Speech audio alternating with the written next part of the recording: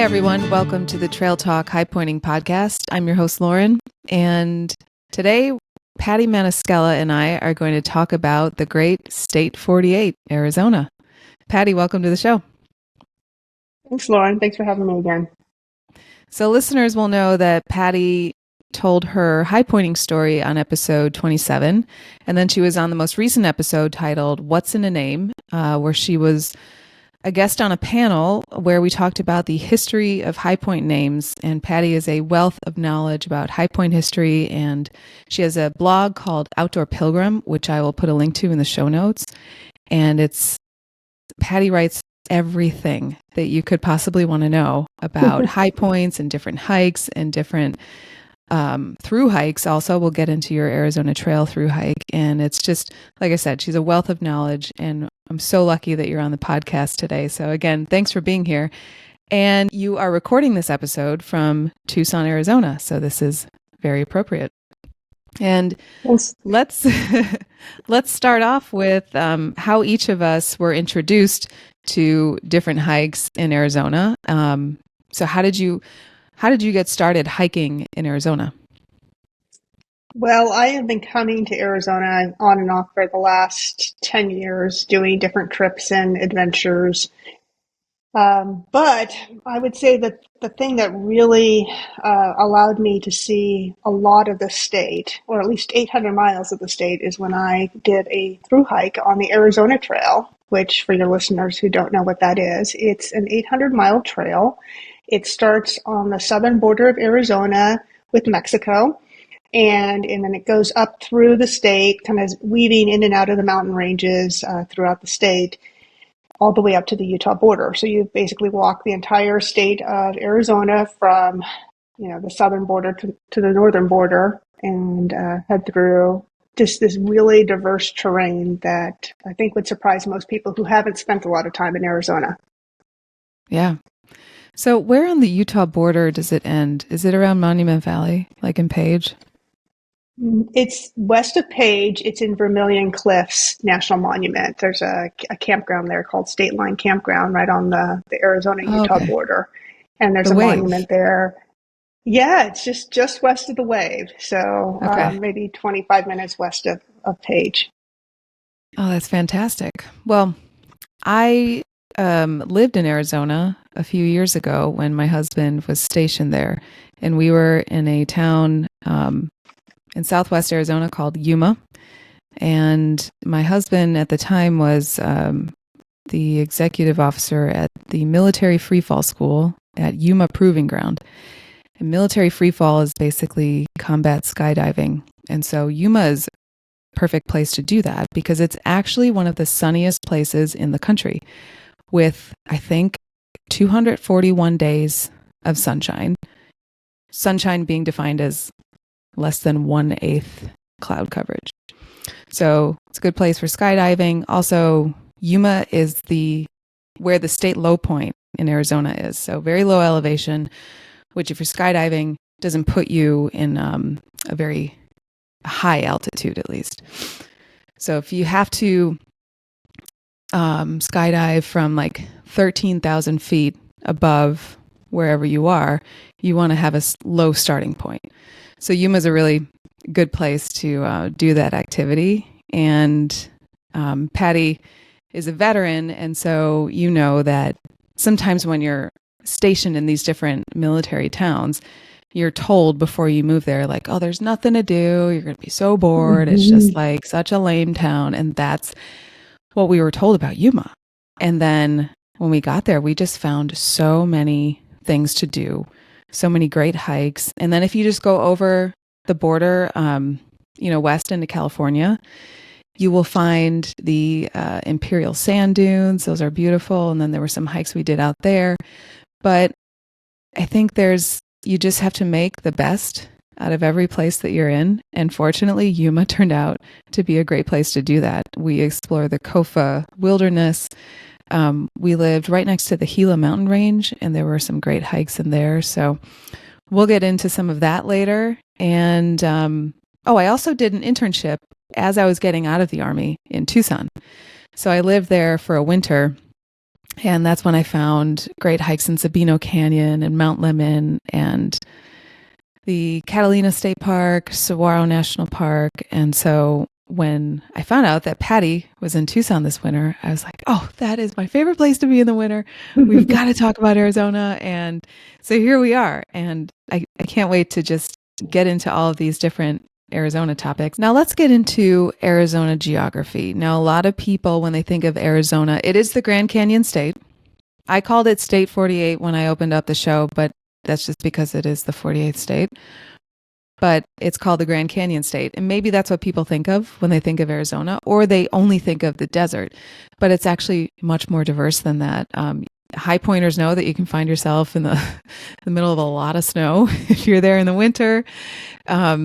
There are some national forests there and many other things. So why don't you tell us a little bit about the geography of Arizona? Of course. So much like you, I think I didn't know too much about Arizona before I started spending time here. My mental image of the place was flat, open desert with a lot of cactus, and there certainly is some of that. But I think first you might need to start off with the fact that like Arizona is a huge state. It's the sixth largest state in the United States, and so right behind New Mexico, and then, Montana, Texas, California, Alaska. So if you're coming from a smaller state, you don't realize how big the state is. You look at the map; it's a big square block, and it's really hard to picture what it is if all you do is drive through I-10 or I-40 as you're going through the state, right? Because the highways aren't built in the prettiest spots of the state. They're not built in the mountains. They're the places to get you from point A to point B. But you've got three major deserts that converge in Arizona. So you've got the Sonoran Desert, which is kind of in the southwestern portion of the state coming up from Mexico. You've got the Chihuahuan Desert, which is in the southeastern portion of the state, spreading into New Mexico and Mexico. And then you've got the Mojave Desert, which comes in from California and kind of hits the upper western portion of the state. But it's not just flat desert. I mean, there are 210 named mountain ranges in Arizona, which, again, that's a lot. A lot of the southern part of the state is what they call the Sky Islands. And they're called that because the surrounding area will be flat, and then all of a sudden you have this huge, very prominent mountain that just seems to come out of nowhere. And then it goes back flat again, and then maybe 20 miles later you've got another one, and 20 miles later you've got another one. So you've got all these very prominent mountains kind of coming up through the state. In the northern portion of the state, you've got volcanic fields and craters. So we're talking north up near the high point, near Humphreys Peak. And the San Francisco Peaks up there, there's a volcanic field near Flagstaff that's 3,000 square miles. So to put that into context, that's the size of Delaware. That's all volcanic. You've got Monument Valley, which is kind of in the northeastern part. And I think a lot of us recognize or can picture that. It's in a lot of Western movies. You got these big, tall buttes that stick up. And the Forrest Gump scene where he's running. Exactly. The Forrest Gump scene where he's running. So you've got, sandstone buttes going up. Right in the center of the state, running kind of east or west, you've got this 200-mile long escarpment called the Mogollon Rim. And it basically cleaves the state in half. And so on the bottom or the southern portion of that escarpment, you're several thousand feet lower. And then on the northern portion of the escarpment, once you get up, you're up on the Colorado Plateau, which continues north beyond the state lines, and you're several thousand feet higher. So for any of us who have visited the Grand Canyon, you're kind of surprised to learn that as you're standing on the south rim, you're standing at 7,000 feet elevation. Now it's kind of flat, around you, and you're looking down, of course, towards the Colorado River, which is about the same elevation as here in Tucson. So you're, closer to 2,000 feet when you get down into the canyon. And then when you get back up on the north rim, you're at 8,000 feet. So you're pretty high elevation once you get up on the Colorado Plateau. You've got just south of Flagstaff in the Sedona area, you've got the Red Rocks region, which, beautiful, beautiful country to go hike in, lots of caves and arches and things like that. If you go back down to the southeastern portion of the state, you've got Shirakawa National Monument, and it's got all the hoodoos and it's beautiful terrain down there. And of course, you've got lots and lots of canyons, which we can talk about that later. Beyond the Grand Canyon, you've got the slot canyons like Antelope Canyon and the Wave. You've got Marble Canyon. You've got Walnut Canyon National Monument, Oak Creek Canyon. And within this state, there's so many natural wonders that there are 22 national parks and monuments here in Arizona, and 6 national forests. So, like, if you think about how diverse that geography is, and I said before, like, 6th largest state. So obviously there's a lot of terrain to cover, but the diversity within that terrain and the geography, there's a lot of ability to do, some county high pointing here or just some peak bagging. The tallest peak is over 13,000 feet here. So I think that's correct. I'm sorry, it's 12,633 feet. So almost 13,000 feet. But that's pretty high when you think about it. Right. And I think you can ski on Mount Lemmon in the winter. And I think I read somewhere that it's like the southernmost skiable mountain in the country. Is that correct? Yeah. It's the southernmost ski resort in the country. Okay, ski resort. And I did visit the ski resort last year. Last year was a really high snow year for Arizona and California. So I came out here to go high pointing in February thinking I was going to get to bag all these peaks. I had this great itinerary and route I was going to go around. And like Mount Lemmon, there were snowmen built on that. I got a picture of a snowman and me on Mount Lemmon. And I was, post holing on the backside of Mount Lemmon to get one of the county high points. And just had to change my plans because there was just too much snow, which people don't necessarily think of snow. If you're thinking about Tucson or Phoenix, well, you don't think of snow, but places like Flagstaff, they know there's a lot of snow in the northern portion of the state because, again, they're at 6,000, 7,000, 8,000 feet elevation. And Tucson is so interesting, especially as you go up Mount Lemmon. So when I've gone up Mount Lemmon, I start the drive like in in the Sabino Canyon area, and you're just in this forest of saguaros, and it is so, so beautiful. And the further up you drive, you just watch the changes, and then you start seeing signs for bears. I've never seen a bear on Mount Lemmon. Have you? I have not, but I did see bear activity up near the Mogollon Rim. So okay. Yeah, when I did the Highline Trail, which kind of runs east to west near Pine, Arizona, it's about 58 miles long, and they do an ultra race on it. It's crazy. It's like 20,000 feet of elevation difference of vertical gain and loss in that 58 miles. But there were bears near one of the campgrounds there 2 years ago when I was there. Wow, and that's up by Payson, right? Yes, north of Payson, just a little bit further. Mm-hmm. That's a beautiful area. So anybody who's taken that drive from Phoenix towards Flagstaff and they see this big, it looks like a mountain range coming in front of them, and it stretches as far as you can see from the east to the west, as far as your eye can go, and that's the Mogollon Rim. It's just very steep, vertical cleave through the state, where you're going to go up several thousand feet in elevation. Mm-hmm. I'll edit this out, but we went to Payson. We rented a cabin there one weekend, and that drive from Phoenix to Payson was so beautiful. It wasn't on the interstate the whole time. I don't know what highway it was. Maybe I won't edit this 17. I think it wasn't Interstate 17 because that'll take you to Flagstaff, but this one went kind of east. Okay, yeah. I forget what. When I find it out, I'll put it on YouTube. It was just so beautiful. And this is another thing about Arizona that I don't think people realize is how green it gets.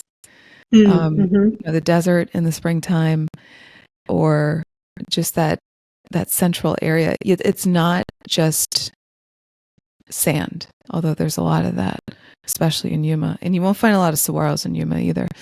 But we'll get into that. One thing I do want to say about Yuma is, for as beautiful as it is there, it is so hot. Okay. The summers are just brutal. And there were some days in the summer where I was like, I wonder what the temperature is in Death Valley right now, because we're right up there. And I would look at Death Valley, and sometimes we were hotter than Death Valley. Like Death Valley was a couple degrees cooler. But it is right up there. And I think Yuma is usually about 10 degrees warmer than Tucson. Tucson's at about 2,000 and some change elevation, and Yuma's at 100 and some change feet. So there's a slight change there, and you won't find a lot of saguaros or even a lot of wildlife in Yuma. You can find the wildlife in Kofa National Wildlife Refuge, but you won't see the javelina or the coyotes that you will find in Tucson. And that was one of my favorite things about the early runs that I would do in in Tucson. Before the sun came up, I'd be out running, and I could hear the javelinas and the coyotes. I don't know if they found food or something, but they would just have parties. That's what it sounded like. They were just having this big party. And I miss those just wild sounds of Tucson, because you're right up against where I was in West Tucson. I was right up against Saguaro West National Park and then Tucson Mountain Park. But anyway, very, very beautiful out there. And it's also Arizona Archaeology Month, according to the National Park Service app. And so I read that there were going to be some ranger-led programs at Petrified Forest National Park, which is also very, very beautiful, and a diverse landscape there too. I remember when I drove there, it was a windy day, and I stepped out of the car, because it's kind of one of those like drive-through parks, and you park and then you get out and walk around. And I got out of the car, and I'm from Tornado Alley, I'm from Illinois. I've never experienced wind like this in my life. You would open your mouth and then your cheeks would just fill up with air. It was almost suffocating.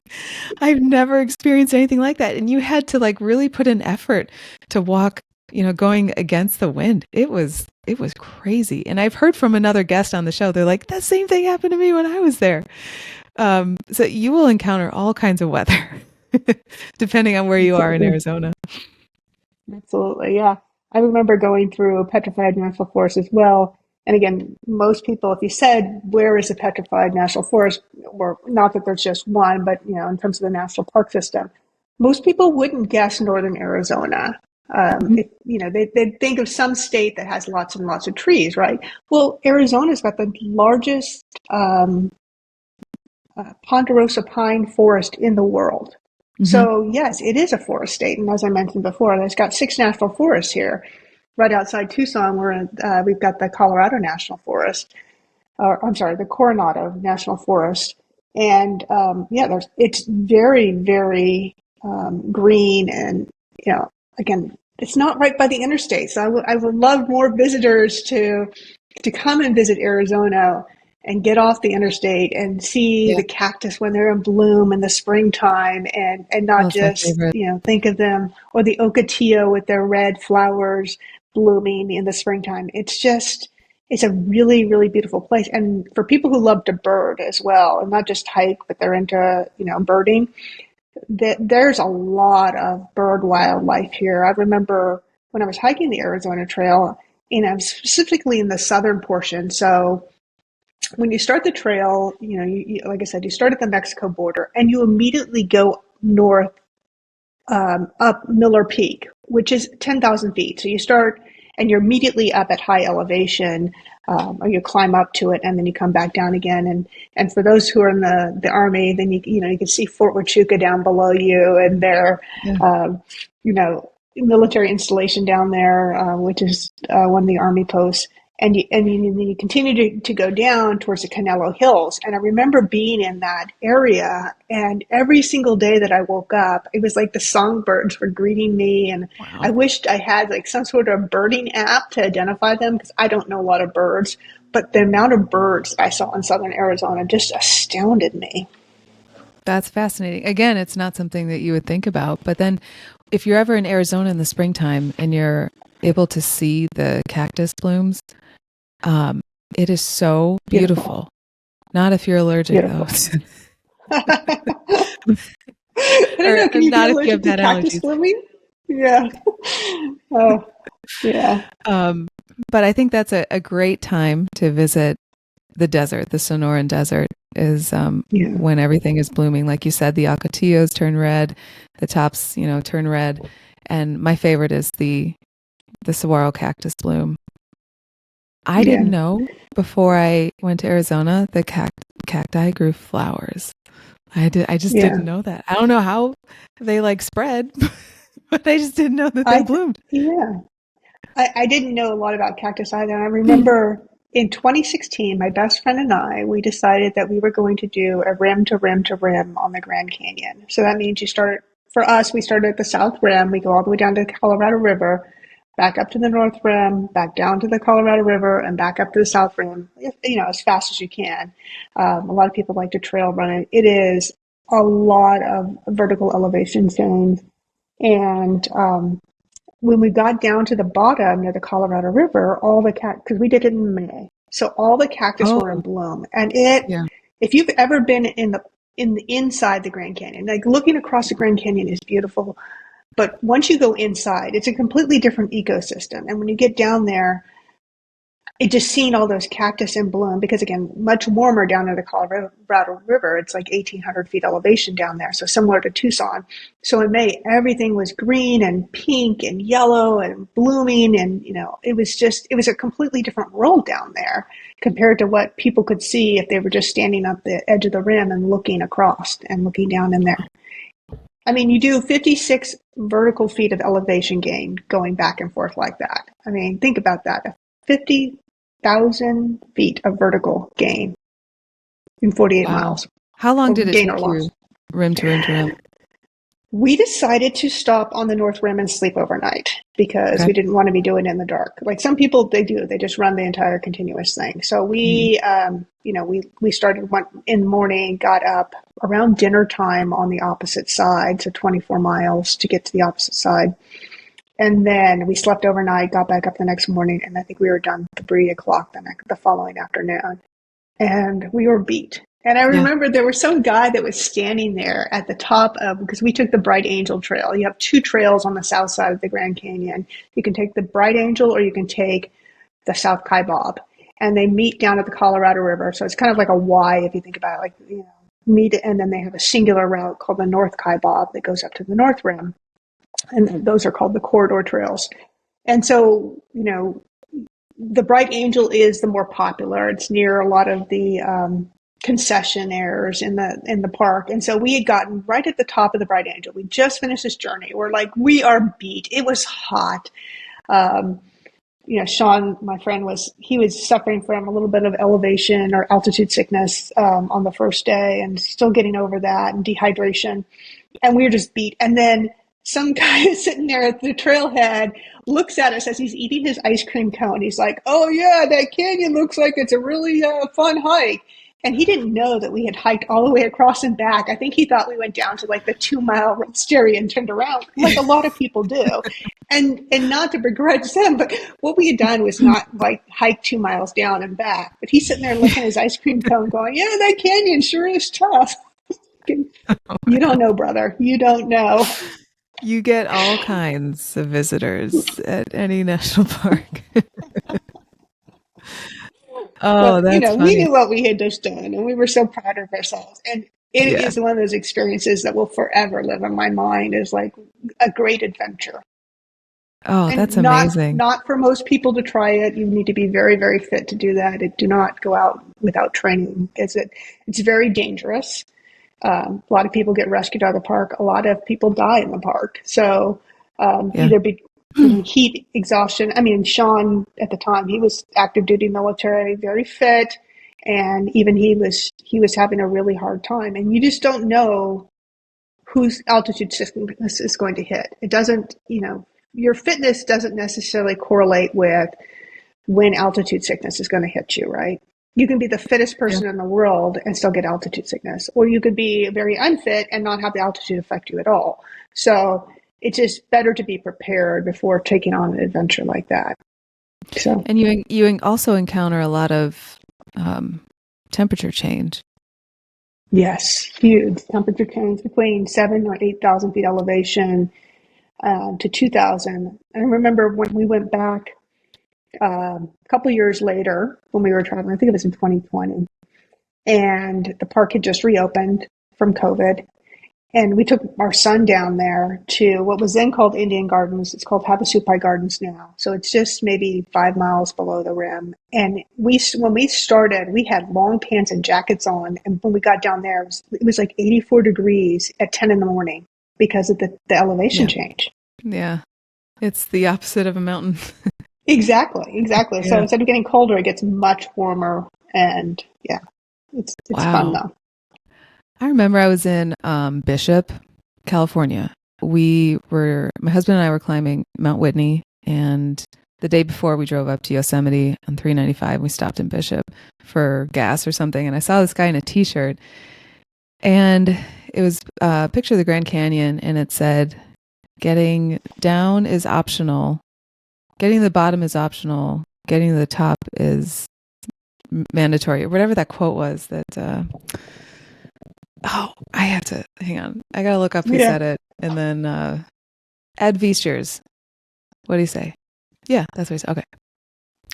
So the shirt, it was a picture of the Grand Canyon, and it said, "Getting to the bottom is optional. Getting to the top is mandatory," which is the opposite of what Ed Viesturs famously said, is that getting to the top is optional, getting back down to the bottom is mandatory, about climbing mountains, obviously. But this shirt was, I think he had it made with a group that he went hiking rim to rim with, because it said like the year that they went and all their names and stuff. But I thought awesome. that was a good way to put it, I think, for hiking the Grand Canyon. And we'll get to this later, but there's so many canyons here in Arizona. There's something here called the 2020 Challenge, which is 20 different peaks that you climb and 20 different canyons that you descend. And so it's a nice mix of high pointing and low pointing, if you will. Mm-hmm. That's fun. The last time I was at the Grand Canyon, I've been there a couple times, but the last time I was there, my husband and I were in Sedona, and we stayed at some Airbnb there. And then one day we drove out to the Grand Canyon, and our plan was just to hike down, just do the normal hike down and then hike up. We're at the south of, that main visitor center down there. Mm-hmm. And the day before we were in Sedona, and we were hiking on Bell Rock, and sun was setting, it was getting dark, and we decided to kind of take the shortcut, which involved a jump off of not really a cliff, but definitely a surface that was very steep. And I watched my husband do it first, and he landed great. I was like, okay, I've done that. I was in the 82nd Airborne Division. I've dropped to the ground many times before. And I was like, I can do this.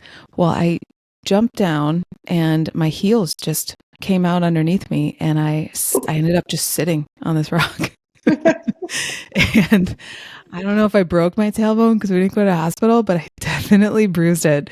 And oh my gosh, sitting down hurt. So that whole ride to the Grand Canyon, I was in so much pain.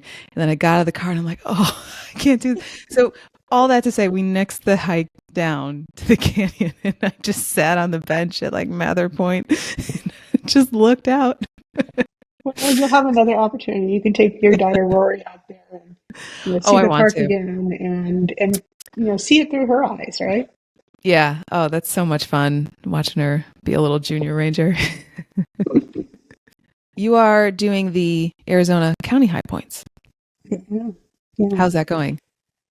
Well, so as I mentioned before, Arizona is a very, very big state. Yet, despite its large size, there's only 15 counties in the state. So it's a very attainable goal on its face, right? 15 county high points. How hard could that possibly be? Except for that there is a lot of driving, and a lot of them are remote. So most high pointers that come out to Arizona probably see the, one, which is the Coconino County High Point, which is Humphreys Peak, which I mentioned before, 12,633 feet. So, and it's also the most prominent of the county high points. So of the other 14, they range in elevation from just under 5,000 feet to, 12,000 feet. So very, very prominent peaks as well. So there's not any like walk ups, although technically Mount Lemon is kind of a drive up because you can drive pretty Yeah. close to the top. You've got about maybe another 3/4 of a mile hike to the summit, and at the summit of Mount Lemon, which is not the second tallest, it's like the sixth tallest. It's about 9,000 feet. The summit of Mount Lemon actually has an observatory atop of it, and it's run by the University of Arizona. And it's one of two high points that have had observatories atop here. Arizona is known as one of the dark sky places where there's not a lot of additional city ambient lighting because the cities tend to be pretty far apart, so you can get really great stargazing. And so, as I mentioned, Mount Lemon has an observatory that's run by the University of Arizona. So if you actually want to set foot on like the monument of the high point, you have to contact them and get access because it's actually got a gate off around it, which I found out last year when I went there in the snow. Stopped at the ski resort and then hiked that last mile or whatever to the summit, and then I got like chain link fence and big snow drifts, and it's like, darn it, I didn't know I was supposed to call somebody to get access. And of course, you're looking around to see if maybe there's somebody that's there that'll let you in, but because of all the snow last year, I think they were on minimal manning and just open for specific visits. The other one that had an observatory atop of it is over on the southwestern portion of the state, and it's called Harquahala Mountain. And the Smithsonian used to have an observatory up there. So when you make it to the summit, there's some outbuildings out there, and there's a lot of solar panels up there, and some OHV trails that go near it. So you could technically probably drive up to that one if you had an OHV. But most people are going to hike up the trail, which it's a really, really pretty hike. It's probably one of the few times I've accidentally ended up on YouTube because there was a guy out there trail running, also doing county high points, and he had some sort of GoPro on there.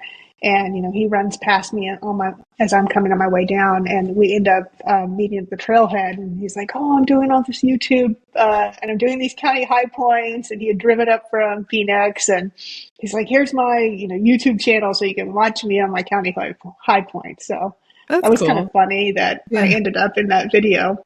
So those two might be some of the easier ones that are accessible if you have, the means to get it. But the rest of them, you do have to hike up. And I know you had told me about the one in Yuma County, Signal Peak, which is in the southwest corner of the state in the Kofa Wilderness. And that is a beautiful, beautiful hike. It's the lowest one of the county high points, but just stunningly beautiful. Bighorn sheep. It's in a wildlife refuge, as I mentioned. And I know you've had that experience on that. I hiked it last year under a full moon. And oh my goodness, what a wonderful, wonderful experience to have a high point and then camping down in the wilderness area under the full moon at the foot of the peak. Oh, wow. Yeah, we would camp out there too around the Palm Canyon. Is that what it's called? That like little oasis? I think it's like the only place where you can find that native palm outside of California is in that Palm Canyon portion of Kofa. So we would camp there, and then we drove to as close as we could to that trailhead, and we were the only people out there. And I didn't see any. Well, I saw a tarantula. That was the extent to the wildlife that I saw. But it is just like the solitude and just the sense of peace that you feel out there in Kofa it's hard to put into words. And I know that people who love the outdoors, when we find a spot that we love, we don't want to tell anybody about it. But I love telling people about Kofa because it's a magical place. And there are a lot of people, I guess they boondock, around the mountains. But once you really got to explore that place, really like go on the hikes and go in the mountains and do Signal Peak. And also we hiked Castle Dome. Have you seen Castle Dome. Mm-hmm. It's a very prominent feature in Kofa. And if you go into Yuma, the city, like every other street is named Castle Dome. And there are so many Mm-hmm. things in Yuma called Castle Dome because it's anywhere you look from Yuma, you can see that dome out in Kofa. And we climbed that, and it's just so rugged out there in Kofa. And I think that's what I like about it most. I love a manicured trail too, and I really appreciate all the work that trail maintenance does, or trail maintainers do. But when you get out there, it's like you're in the wild. It feels like, especially on Castle Dome, because, and if anyone listening wants to do that hike, bring trekking poles. We did not. And there was just scree everywhere. And I kept falling, and I would, of course, put my hands out to not hit my face. And I had so many spikes all over my hands. I was just picking them out for days because, I would just put my hand on a cactus just to not put my face in it. Yeah. And then when we got to the top, of course it was beautiful, but there were all these cholla cacti. And I love cholla. those things, oh yeah, they're beautiful, especially like if you see them, in a certain light, like when the sun's setting or something like that. Like the teddy bear cholla Yes. it's beautiful. So it's the teddy bear chollas that were on top of Castle Dome. And I was just walking by them. I promise I did not touch them, but it's like they just latched onto my leg. And so we're standing on top of Castle Dome, just enjoying these unbelievably vast views. And I'm screaming because there's just cholla cacti all over my legs, and my husband's picking them out. Such a mess up there. Another tip or trick, you mentioned trekking poles, and I think you definitely need trekking poles on most of Arizona's county high points because they're so prominent and so steep. And, like you said, there's some really good trails, like the one going up Humphreys Peak, but there's a lot of them that are much more rustic and because there's so much cactus around, in addition to your trekking poles, bring a small, like a fine-tooth comb, just a little inexpensive comb, because that teddy bear cactus or teddy bear cholla that you're talking about is called jumping cactus sometimes, because it does, in fact, like just the air of you moving past it will pull them off. And of course, they look like, for people who've never seen the teddy bear cholla, it's got like all these little spikes coming out of it, like a little round ball of spikes. So you can't grab a hold of it to pull it out of you. But if you have a fine-tooth comb, you can put that between your skin and the cactus and kind of pull it out without having to touch the cactus. So just a little for desert hiking in Arizona is just always carry a small little inexpensive, dollar comb to perhaps help if you get cactus in your leg. That's a good one. And sometimes you can get like cactus spikes in different parts of your body and you don't see them, but you feel them. Yeah. And I was told by somebody in Yuma, just take a bar of soap and rub that across your skin, dry. And it sometimes catches them. It worked for me. Another hike that I did that I don't know anyone else that has done this one, but it's called the Berry Goldwater Mountain Range, and it's between Gila Bend and Yuma. And so if you're driving on Interstate 8, say from Tucson to like San Diego, you would pass through the Berry Goldwater Mountain Range. And there's an exit called Mohawk Valley. And in Mohawk Valley, that's where Mohawk Peak is. And you'll see this peak, and it just looks like a perfect just triangle. And it almost, when you're driving past it on the interstate, it looks like, oh, you can't stand on top of that because that's how sharp the top looks. But I couldn't find it on all trails, and I ended up like going to the second page of Google to find like somebody who wrote about this. And it was from like years ago, like over a decade. And my husband and I, we did like a little recon one day of like where the trailhead is. And we just got out of the car to see, if it was possible. And so the next weekend we went there and we did it. And I think we were the first people in 2023 to do that hike because we, signed the book up there. But that was one of the scariest hikes I've ever done because there were so many if you fall, you die moments on that. And this was before I had my daughter. Now I wouldn't do it because I cannot describe how scary it was. Like there were some points where you had to maintain 4 points of contact and have very good traction on your shoes. But that, getting to the top of that was just one of the coolest hikes that we'd ever done. And again, it was just my husband and I out on a mountain in Southwest Arizona. And there are so many moments that you can have in that part of the state. It's just you on a mountain. And I'll say the only thing that ruined it on the Mohawk Peak was that you can hear the interstate traffic driving by. Yeah. Well, I think before we circle back to some of the county high points, I was thinking about a couple other things that I would tell people if you're going to come out and do high pointing or hiking any of the peaks in Arizona, in addition to trekking poles, in addition to the comb, I would tell people bring gaiters. And they can be like the small gaiters that go over your, if you wear running shoes, or they can be like the knee-high gaiters like you might wear if you're going over a glacier, because there's places that have a lot of scree and loose things and a lot of prickly things. Yeah. And that could, maybe save you a little bit of heartburn or heartache. I would tell people absolutely bring sun gloves and a sun shirt. A sun shirt with a hood on it is an essential thing in Arizona, because even if you're doing high pointing in the wintertime, like the sun can be really, really intense here. The UV is very strong, and a sun shirt, whether you get it as like a hiking shirt or a fishing shirt or, something with a hood, and of course a hat and sunscreen, because a lot of these high points are going to take you a bit of time, and they're not going to have water. So bring lots of water, and protect yourself from the sun.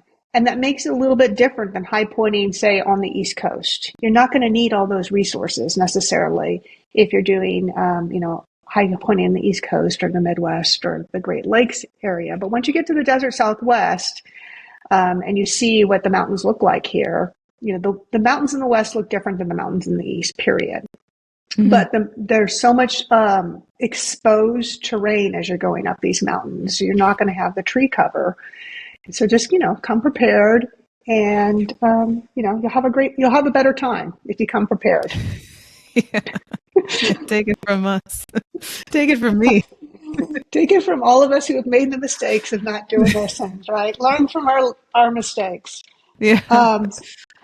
So can we get into some of the county high points that are on tribal lands, and how do you access those? Yeah, so there is one that is on tribal lands. It's the Navajo County High Point. It's in the northeastern portion of the state. It's called Black Mesa High Point. It's not Black Mesa like Oklahoma's Black Mesa. It's the highest point on this mesa that you have to climb up to. And because it's on the Navajo reservation, you actually go, there's a couple of campgrounds, there's a couple of like convenience stores, like county stores near the high point where you can get basically a hiking or camping permit on tribal lands. And so that's what you need. It's not super expensive. It's, I don't remember what it is, $5, $15, something along those lines. But you do need to have it because you are crossing onto tribal lands. And, it's kind of like their recreational permit to be on their lands. Mm-hmm. So if you do decide that you want to go out and see the Black Mesa High Point, it's fairly easy. You can find the information on peakbagger.com. Prior high pointers, county high pointers will post where they bought their permits, and it's multiple places. I think the most common one is the campground that's closest to the high point. And then there is also another high point that you're going to have to pay to access because it's in Hualapai Mountain Park. So the Hualapai Mountains are in the northwest portion, so continuing in the north and going all the way to the other side towards the town of Kingman, maybe an hour and a half from Las Vegas. You've got Hualapai Mountain Park, and the top portion of that park in the wintertime, it's got great cross-country skiing, snowshoeing trails that you can go on. And in the spring and the summer and the fall, people will want to climb Hualapai Mountain. But again, because it is a state park, there is an entrance fee. So your National Park Service permit will not work for that, or Forest Service, or any of those. It is a state park, so you need to pay the state park fee, which I think is closer to $20 to do Hualapai Mountain. Oh, okay. So those are the two county high points that if you do want to try to summit those, you do need to have some sort of plan and some cash maybe to plan both of those. And those are both 8,000 foot peaks. So again, good amount of prominence from where you're going to park to where you're going to end. And there's a little bit of a rock scramble on the top of Hualapai Mountain. The trail doesn't go straight to the summit. You have to do just a very easy rock scramble, but still it's something to be aware of, depending on what your limitations might be. And then as you go south to the southeast corner, you've got another high point that's actually in a national monument. So, is it in Chiricahua? yeah, it's in the Chiricahua National Monument, which I mentioned before has a lot of hoodoos. And so it's called Chiricahua Peak. And so that's another one that if you don't have a national park pass, depending on how you want to approach the summit, you may need to also perhaps pay for that one as well. So how many of the county high points are along the Arizona Trail?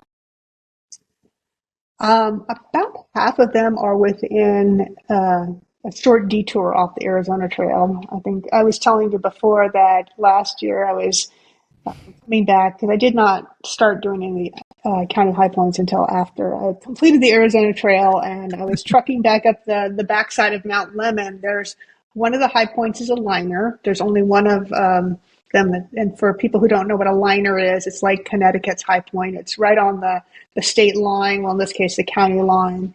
It's not the summit of the peak, so Rice Peak is on the backside of Mount Lemmon as you're coming back down the Arizona Trail. And so I am choosing to, come from the north side. I'm hiking back up, towards Rice Peak, and I'm actually on the Arizona Trail. And then I realize, okay, well, I got to find where the county line is, and I've got my little topographic map and my GPS, and I've marked it beforehand, and I literally walk 50 meters off the Arizona Trail to this little spot, and there was a little rock cairn and a summit register right there for high pointers. So I couldn't believe I walked 50 meters past a high point once before. And because it's not prominent, it's not distinguishable, you don't even know it's there.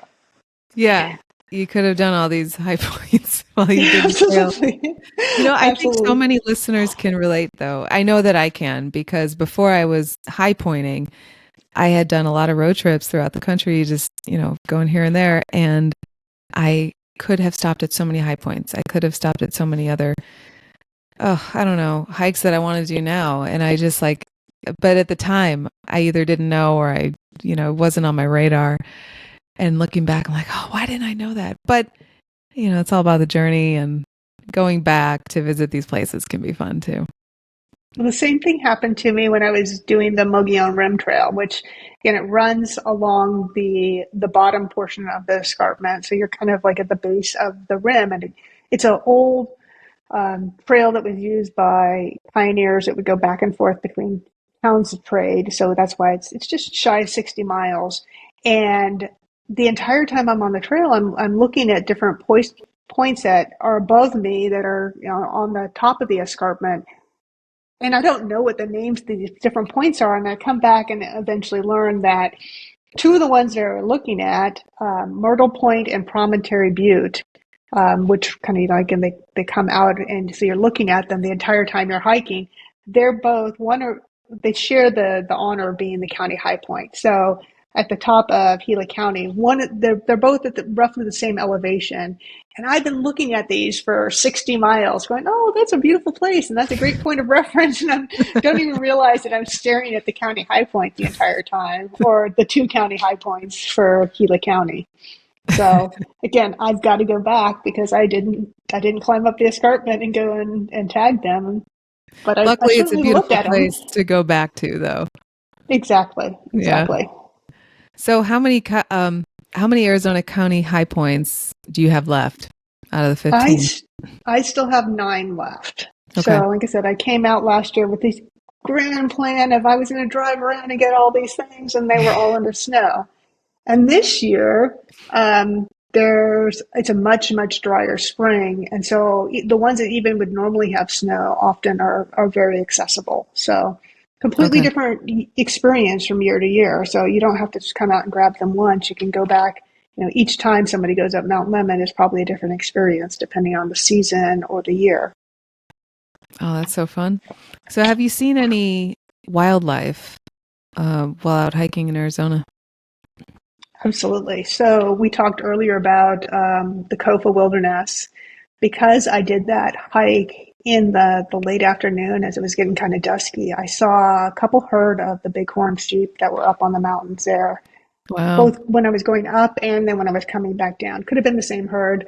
There was about 60 of them, so it was a pretty substantial, and a lot of mamas and babies at the time because it was Wow. February. So that's pretty cool. When I Oh, was in that the is so. southern portion of Arizona on the Arizona Trail, I saw a Gila monster, which are You did? protected. Wow. Yes. And so Wow. do not touch Gila monsters. If you No, they're do, super venomous. yes, and they will not approach you. They don't really like humans. They're somewhat skittish of us. So people know, like if you go into the ER, and they're like, "Oh, I got bit by a Gila monster." They're like, "Okay, well, here's your ticket for touching the Gila monster because they don't come to you. You've got to pick it up." Well, and for the Lots. listeners who don't know what a Gila monster is, the name sounds very intimidating. It is like it looks like an iguana, large lizard Mm-hmm, kind of, and it mm-hmm. has a very unique orange orange and black Yes. pattern. I'll put a picture of it on YouTube.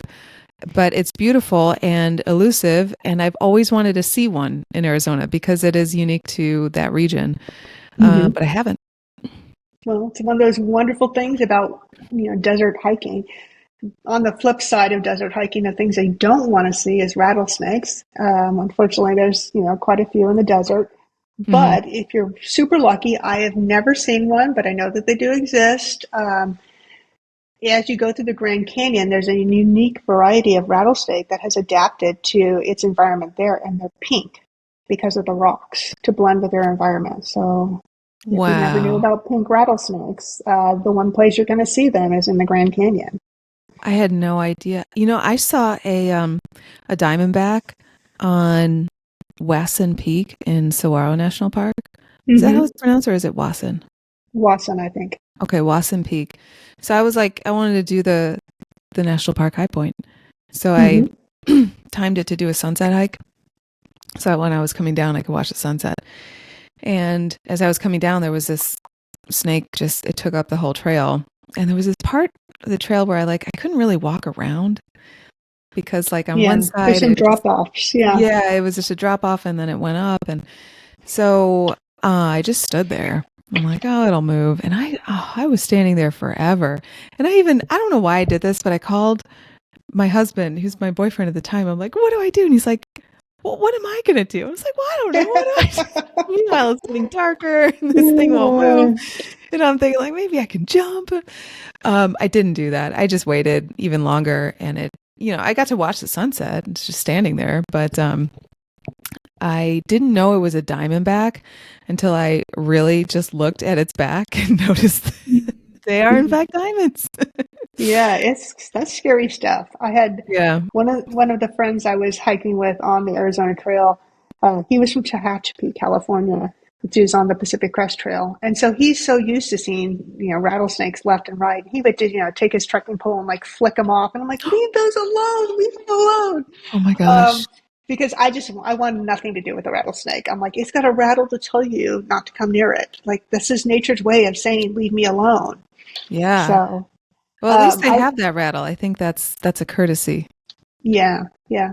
Some of the other wildlife that I saw was javelina, kind of at dusk. Mhm. For people who don't know what javelina are, they kind of look like wild boar. They're not actually part of the porcine family. They're some sort of desert pecarary, I think is what they call them. But they look like wild boar, but they're maybe like 40 to 60 pounds. And I think it's what like maybe what a pig and a raccoon would have made if they Yeah. mated, because they're like little trash pandas. They love to go, and people are a lot of people here in Tucson. They don't put their trash out until the morning that the trash is coming, because Mhm. the javelina will get into your trash, and just like a raccoon would. And they But like to eat the prickly pear, the fruit. yeah, and they like human food too. Yeah, they do. So protect your food if you're hiking. So I definitely saw some javelina. I have never seen a desert tortoise, but they're out here as well. And I think the most unique and scary thing I've ever seen while out hiking here in Arizona was a mountain lion. And that was near Flagstaff. And I was hiking. It was kind of, it was just after sunrise, and I'm hiking down a trail.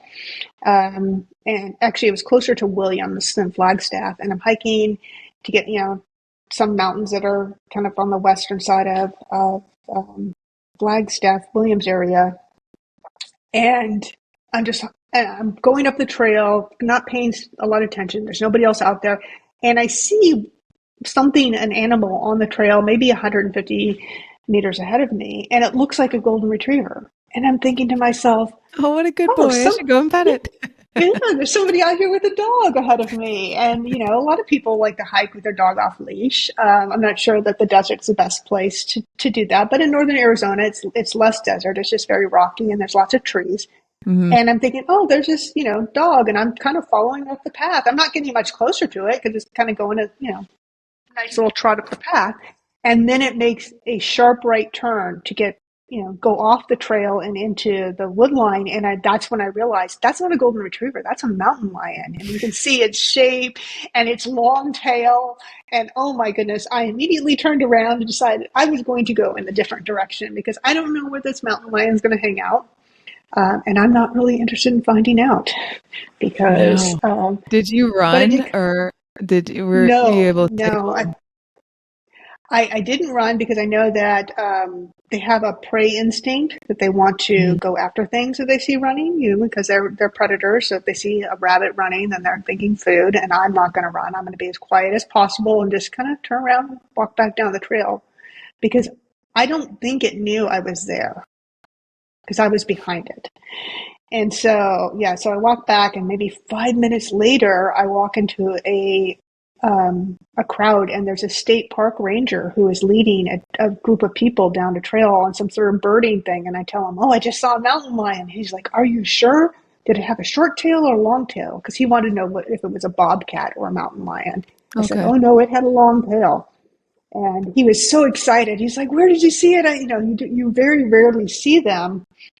And I was like, one is enough for me. Thank you very much. And I continued on a different trail hiking that morning. That's my number one So fear. yeah, I've it's heard that mountain bikers often have encounters with mountain lions because they will, race down a trail, and then a mountain lion mhm, sees them going fast and thinks, prey. yeah, I've heard the same thing. That's So, so but scary. yeah, lots of wildlife, lots of things like roadrunner and quail, and you can Oh, see. yeah, there's a ton of those in Yuma. They're always running on a Yeah, road, at least when I see them. absolutely. I saw one on the top of a wall the other day. It was like like maybe 6 foot tall stucco wall with like bricks atop of it, like decorative around somebody's house, and the roadrunner was running along the top of the wall the other day. And I thought, these guys are so hilarious, and no wonder they ended up in the cartoons. Yeah. I've never seen a desert tortoise either, but I remember when I was in Tucson, I think it was like the one of the botanical gardens out there. They had this like adopt a desert tortoise program, and I was like, "Oh, I want to do that." So I, went into the visitor center or whatever for more information. I looked at the pamphlet, and the requirements that you had to have in your backyard were just so extensive. I mean, you had to have like a little pond, a bridge, all this grass, all these different vegetables. And I'm like, I can't do this. My heart was in the right place, but I can't do this. Well, who knows? Maybe you'll see one as you go out and get another, peak or high point. Yeah. Well, and I think like, think about how long a desert tortoise lives and the condition in which they live. And then I look at these requirements that they want me to have in my backyard. And I'm like, this is a lot. A bridge? Are you kidding? Well, it's got to be replicating something in nature, right? I'm sure. But yeah, we Yeah. said no to that one. Um, I see a lot of white-tailed deer when I was in Tucson. They would, And rabbits as well, too, the yeah, cottontails running around. yeah. I saw a porcupine when I was at Humphreys Peak. Oh, wow. That's Yeah. exciting. Yeah. Other than that, just a lot of mosquitoes or flies or whatever on Humphreys Peak at the top, at the summit. Well, see, And my just Humphreys Peak swarms. experience was a lot like your petrified forest experience. It was so, so windy when we got up there. It Yeah. was maybe late May, early June, and it was just one of those windy, windy days where you're struggling to stay upright. And for those who visited Humphreys Peak, you come out of the forest and you come up in your saddle, and you still have a little bit of a ways to go A lot to of get false over summits. to Humphreys Peak on these rocks, and you're like struggling to stand up and not fall on the rocks, and it was quite the adventure. Wow. And the wind was so strong in Petrified Forest that I was like, how has that not turned into a tornado? There's like nothing around. I'm like, there's nothing here to block this wind. Why doesn't that area get tornadoes? I don't know, but that wind was unbelievable.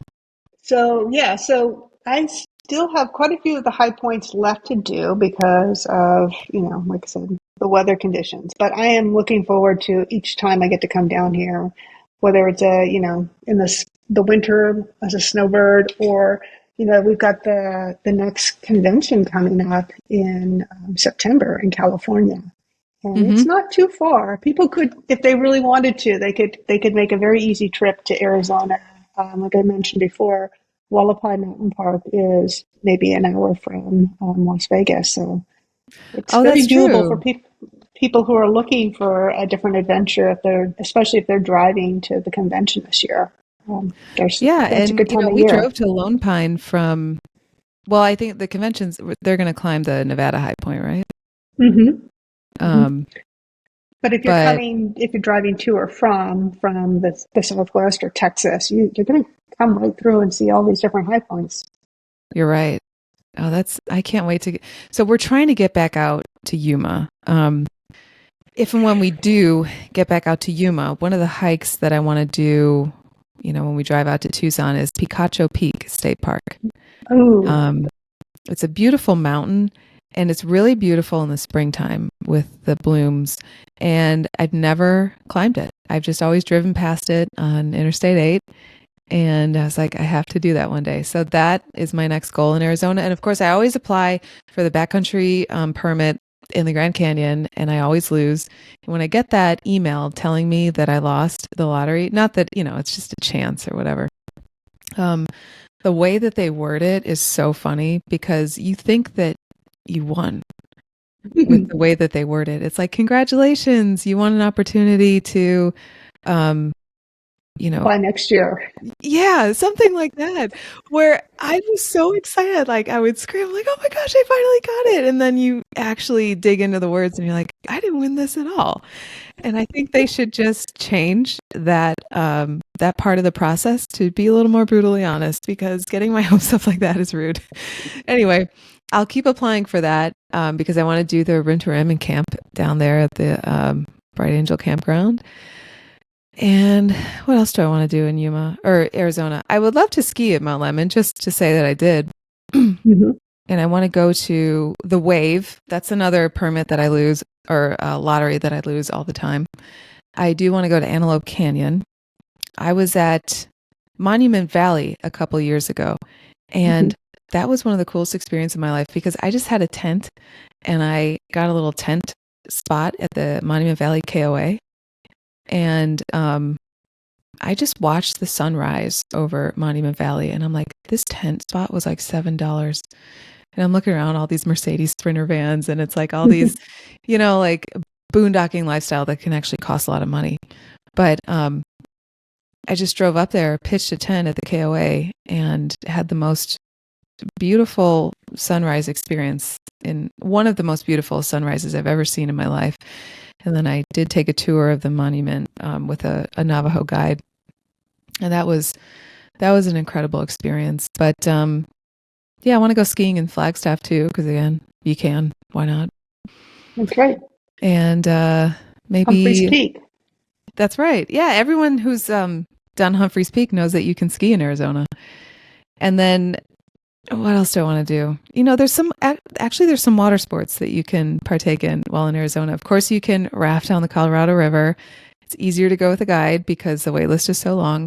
But then the Colorado River is also much more tame down towards Yuma. And there are a lot of people that just kind of sit there and float. That's a fun thing to do on a hot day or a mild day. And yeah, I just want to get back there and be back in the desert, and just those sunsets and those sunrises are just what I would look forward to every day out there. It's For beautiful. sure. And I want to go back to Kofa and go camping, but this time, as a family. So that's what I'm looking forward to. What's on your Arizona bucket list after you complete the county high points? Because I feel like you've done every bucket list item that people would want to do in Arizona. You've done the rim to rim to rim, the Arizona Trail, all the Mogollon Rim Trail. What else is left? Well, there's a lot of great trails here. Arizona got a great trail community. Some of the best trail stewards and trail towns that I've experienced anywhere on any trail. So for me, I'd love to do the Grand Enchantment Trail, which is not a trail, it's more of a route. It goes from Phoenix to Albuquerque. So it crosses through Arizona into New Mexico. That's one of my bucket list trips. It's about 800 miles as well. There is a trail called the Mogollon Rim Trail, also a route, and it starts near Prescott and then continues all the way to the New Mexico border. So another east-west trail.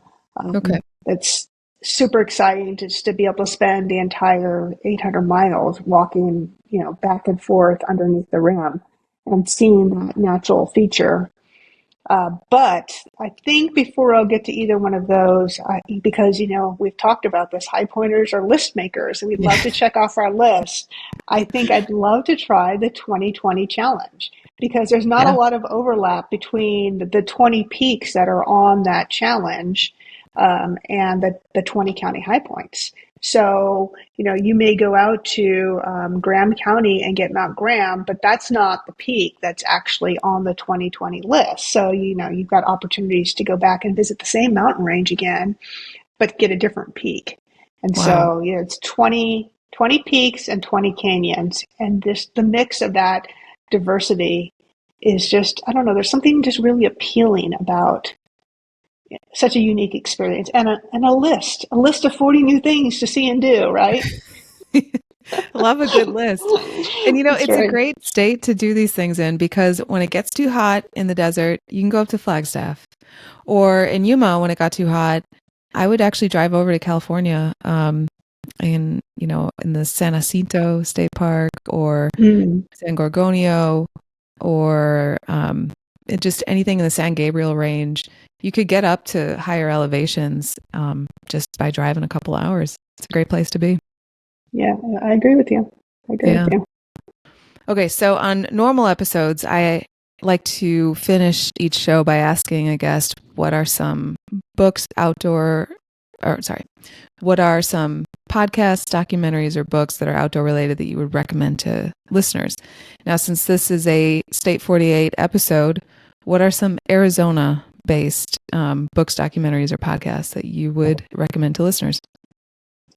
In terms of books, the best book that I've read in the last 6 months about Arizona, which absolutely made me so excited to get back out here again, it was a book called A Walk in the Park by Kevin Fedarko.